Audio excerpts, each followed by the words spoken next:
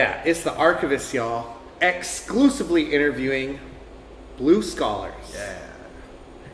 And who is Seattle's finest, the Blue Scholars? This is Gio. He raps. Yeah. And my name is Saba, and I make beats. Yeah. And when you two first began, how did the Blue Scholars meet? We met in college. That's where we met. Way back, man. Way back in like the 80s. It's crazy. And top honors from Seattle's Weekly as Best Local Single, Album, and Hip Hop Artist, and raising over $62K and 2,243 backers for your newest project, Cinematropolis, as well as what were your goals for the newest album? When we were making the new album, what were our goals? What would you say? I would say Step 1, make tight beats. Yeah, make it. Step 1, make the album. Step 2, make tight raps. Step 3, record said raps and place them over said beats. Yeah, it's just really important to make quality music first and foremost. Right. Timeline with our full creative input into each song, each project, all the films and music videos are going to spawn from there. After all was said and done, our final goal was to get it out there, and the best way we could do so was to be in full control, financially, creatively, in the whole thing. And the best look for that was to just do it ourselves, but with the help of, like you said, 2,400 of our friends. And what has the Seattle hip-hop scene been missing? Sunshine. Yeah, sunshine. What else has Seattle hip-hop scene been missing? The ability to wear slippers without being judged. More women. Yeah, we need more women to do stuff in the hip-hop scene in Seattle. Been missing a good place to eat since the Hidmo shut down. Like a good place to hang out, eat, and drink. Seattle hip-hop scene has been missing. I don't know. What else? It's been missing you. Yeah. So move to Seattle. Don't move to Seattle. I've been told many people want me to come down there and check it out, for sure. Well, you should definitely come check it out. I definitely will. And Sabzi, your production for Das Racist, working with Common Market and working with other various artists, what allows you to be so diverse in your creativity? Well, I get to make so many different types of beats because I just think of it as music. If you label what you do first, like, oh, I'm going to make hip hop, then like now that's all you're going to make. So just, don't label it. Think of it as just music. Anything that knocks, anything that bangs, anything that's just quality, that's what I try to make. And that can live in any genre it wants to. Some of your favorite beats that you've made, you could elaborate? Some of my favorite beats? Yes. They're all my favorite. Every single one I like making. I leave it really up to everyone else to decide what's their favorite. And how do you two feel about the current political affairs going on in America? And Geologic, elaborate on the 2007 Stop the Killings tour and the best conference that you guys have been involved with and the teaching in Colorado for the detention center. Detention center we visited in Colorado? Oh yeah, how'd you hear about that? That was crazy. Yeah, this guy does his research. It's because he's the archivist. Yeah, holy shit. The archivist is seriously, he goes into the archives. Man. And like, I'm glad. digs up that information. Yeah. Because that's some shit that we went home and told people that we did, and they're like, yeah, sure. Yeah, you visited some kids. It was funny. It was somebody at a detention center in Colorado that really was a fan of our music, and he asked us to come kick it and like facilitate a music workshop with a bunch of the youth, so we did. Yeah. That was it. A lot of the kids wrote raps about weed, I think. Right, yeah. It was very entertaining. So a few of them could rap very well. I mean, that's... That was a while back, though. That was like in 07. That's how we started making music. That's how we started out. We'll find time to do stuff like that every now and then. And the political affairs in America, your guys' Man, thoughts? America is so fucked, man, that it gets overwhelming to just think about it in those ways. Like, the political affairs of America, like, it could be a 5-hour conversation and we will have just scratched the surface. It could be a lifetime of talking about it. Right. Political affairs everywhere are terrible. Yeah. Everything is just bad. The internet is allowing humanity to show itself what it's really like. As soon as we actually change as people, then everything's just going to continue to go downhill. Yeah. There's a lot of good though. The good is that people, I think, you know, this whole myth of an ignorant mass of people who don't know what the fuck is going on. It's true. I think that's like a previous generation problem. No. I think now they might not know the details, but your average person knows the shit is fucked up. You don't have to like poke someone in the chest and be like, hey, did you know shit is fucked up? That's like our mom and dad's like generation. They're like, hey, you know shit is fucked up? And this people motherfucker be like, no, it's not. What are you talking about, man? Everything is great. Now, like the average person is like, hey, you know shit is fucked up? It's and old like, news. yeah, Nobody wants to talk shit is about fucked up. that because it's obvious common knowledge. Yeah, so I think we're in an age where it's a different struggle, where I believe people are more, with the access to information at an all-time high in the history of history. It's a different challenge where it's not like, hey, wake up everybody, the shit is fucked up. It's more like, how can I communicate to people, a vast array of people, and just get my personal story across, which fits in this whole like structure of things that are bad and good and whatnot, and finding a way to relate, and through that route, like have that conversation about what's fucked up and how we need to change it, rather than just like rallying the people like the Pied Piper to the halls of Congress and taking back stolen property. And the best conferences you guys have been part of or spoken at? The best conferences? The Fossa Jam in Pullman. Where we were rapping a show, and then the beat stopped or something, and like Gio started immediately rapping the lyrics to the Fresh Prince theme song, and then everyone started singing along. It was pretty dope. It was at Wazoo. It's like in 2005. Nothing will ever top that experience. Truly the highlight of our musical career. And Geologic, being an activist, share about the accomplishments as well as how did UW play a role in your music, and what is it like being a father in accordance to making music slow down with bamboo? It's like a 5-layer question. Yeah, it's like That's how I do it. all right. You got a lot of explaining to do, man.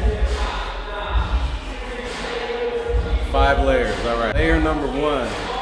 The word activist, you know, I guess it means different things to different people. I personally don't use the term because an activist could be just anyone who acts. It's kind of like the word conscious hip hop, activist. The word activist is to organizing what conscious hip hop is to good raps about shit. And so, yeah, I prefer the term organizing. It's more comprehensive, where activism seems just like a thing to do for the moment. It's temporary. And so I'm constantly surrounded by people who do organizing work in the community in various degrees, whether it's working with at-risk youth in after-school programs or advocating for human rights and things like that. So depending on how busy I am, I always try to make myself available to and open to hearing what's going on, participating in whatever I can event-wise, because I think it does help inform if I'm writing music that's about shit, then I better know what's going on, more than just like digesting it through the internet and reading up on it online.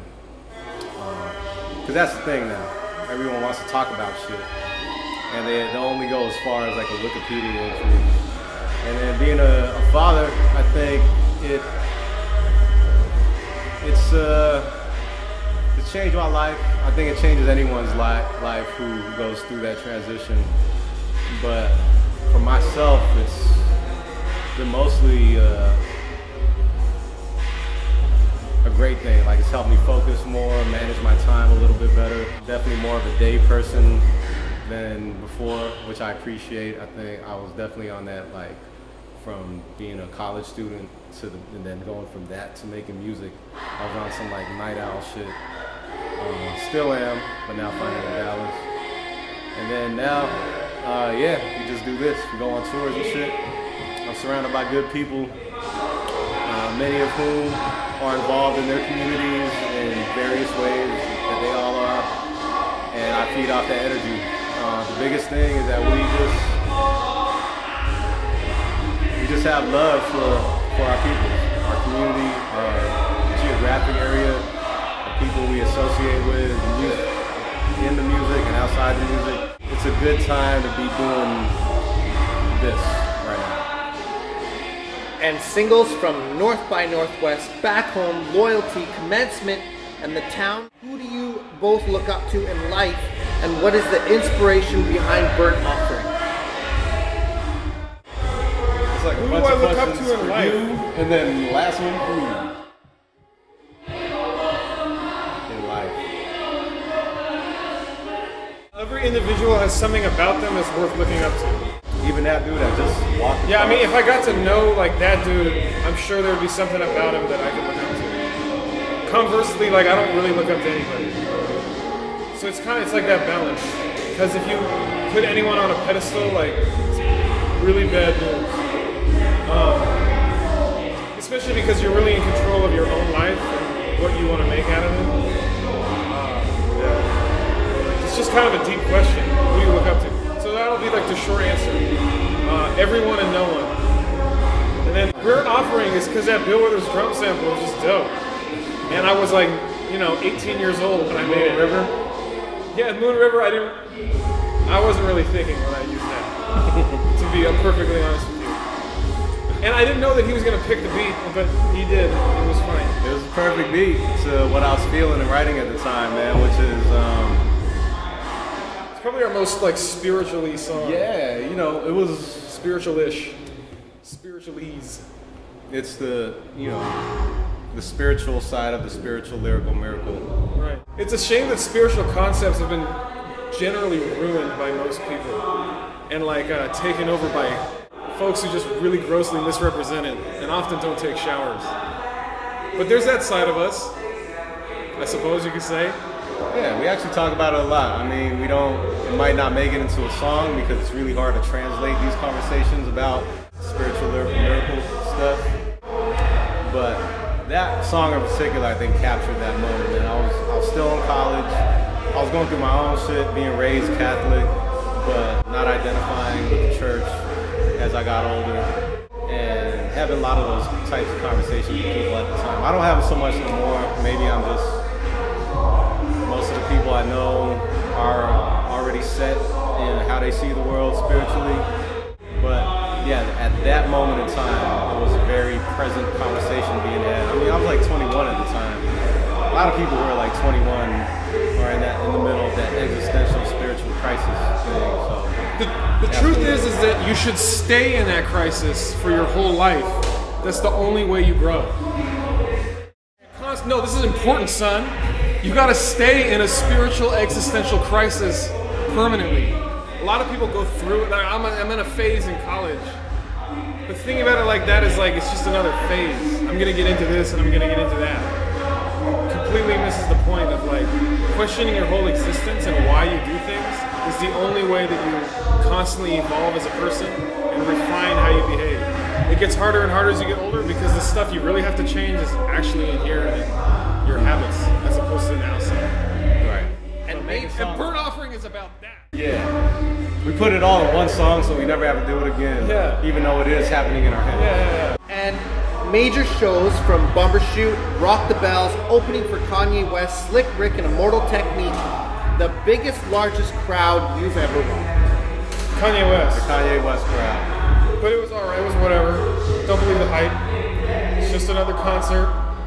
And we're actually really far away from a lot of those people. Here at 560, when everyone's gonna be like up close and personal, That's the shit. it's more exciting that way for sure. And Blue Scholars, Long March EP, Classic, the first record you guys did, Bayani, Geometric, EP, Butter and Guns. Metric. A lot of, That's the word of and the day. off, and now Cinematropolis. Share your greatest moments and projects. I'd say those are all the projects that you named. Yeah. Some of the greatest moments are just, random shows here. Like the first time we did a free thank you show, like to a bunch of fans. We did a show at Chop Oh, Suey yeah. in like 05. 5, I think. That was the one that set That it was off really right exciting. Right. Often, like a bunch of the stuff we've done at UW has been dope. Stuff we've done at high schools, especially dope. And regarding your projects, which project did you guys like the most that you guys? I think made? everything we've put out is, you can't necessarily compare it, and I think that like every time we put it out, that was our favorite. Mm-hmm. So you could, I mean, for me, Cinema Metropolis is our favorite now, and I'm glad I feel that way. Wouldn't that be whack if like we just put out a record and I'm like, yeah, but Long March is really the best thing we ever did? That's what happens to people, man. Well, Like, that would pops be just died. No, I don't want to make this album. My pops just died. Yeah, no, like Noriega, by the way. That's we're.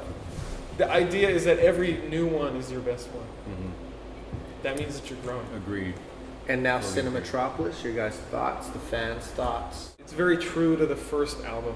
The spirit of the first album is like manifest in this. It just sounds. It's kind of totally different, but not really. Mm-hmm. And the best hip hop memory you two have been part of or contributed to. Best hip hop memory. How about hanging out with? Never mind. Oh, go for it. What? No. I'm not gonna like. Everything in the hotel? Everything I was. Hold on. That was a meeting with other people were there. It wasn't just me and him. Now, anything I would say is usually pretty embarrassing to other people. Meeting a lot of famous people are really funny when you meet them. Definitely. And there's usually something really embarrassing to say about them. But since they're human beings as well, I probably shouldn't talk about it. Those are my most cherished memories. We had some great memories though that we can speak of, like getting the stiff arm from Nas's bodyguard when we were sharing backstage with him. Right. That was cool. Sharing a trailer with Tribe Called Quest at Rocky Bell's. Those were okay. They're just guys. And Q-Tip peeked his head into our room and was like, he was like, "Okay, nobody shit in this bathroom." Okay? That was funny. And then there was a time that Common took a shit in our green room. Oh yeah, when I was open. Yeah, that was cool too. Concept. There's a lot of famous rappers taking shits like next to us. Yeah. And if you put them on a pedestal, then that's an amazing thing. Like, is that other man's shit that other people know? When I take a shit in a public restroom and the guy's shitting next to me, I don't care at all. But if it's Common, it's a completely different experience.